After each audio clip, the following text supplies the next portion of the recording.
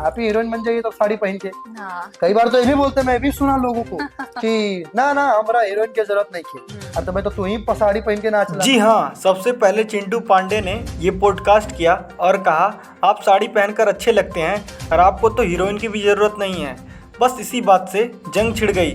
भोजपुरी के कुछ कलाकार इधर से तो कुछ कलाकार उधर से बयानबाजी करना चालू कर दिए और इसी बीच खेसारी यादव जी ने भी अपना बयान दिया। लेकिन ये पहली बार तो नहीं हुआ कि खेसारी लाल यादव जी ने कोई विवादित बयान दिया हो।